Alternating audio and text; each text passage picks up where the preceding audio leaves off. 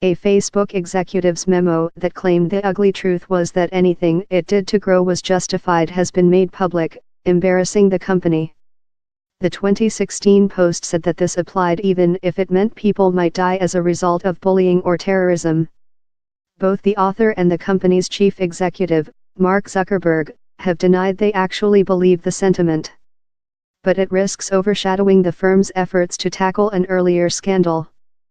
Facebook has been under intense scrutiny since it acknowledged that it had received reports that a political consultancy, Cambridge Analytica, had not destroyed data harvested from about 50 million of its users years earlier. So we connect more people. That can be bad if they make it negative.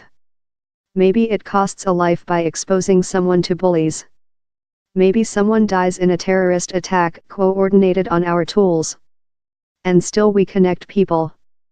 The ugly truth is that we believe in connecting people so deeply that anything that allows us to connect more people more often is de facto good. It is perhaps the only area where the metrics do tell the true story as far as we are concerned. That's why all the work we do in growth is justified. All the questionable contact importing practices. All the subtle language that helps people stay searchable by friends. All of the work we do to bring more communication in. The work we will likely have to do in China someday. All of it. Read the post in full. The memo was first made public by the BuzzFeed news site, and was written by Andrew Bosworth.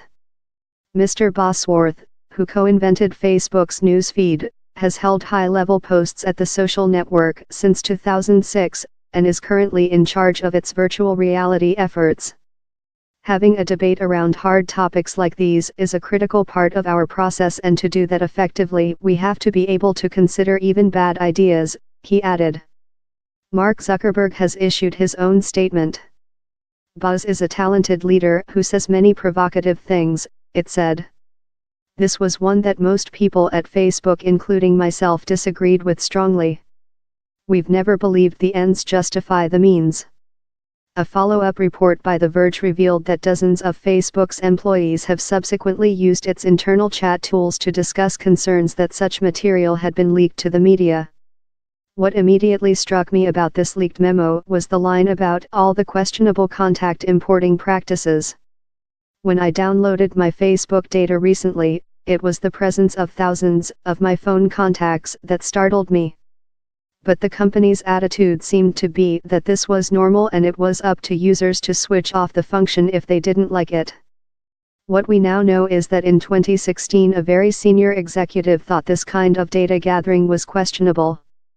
So, why is it only now that the company is having a debate about this and other dubious practices? Until now, Facebook has not been leaky. Perhaps we will soon get more insights from insiders as this adolescent business tries to grow up and come to terms with its true nature. The disclosure coincided with Facebook's latest efforts to address the public and investors' concerns with its management.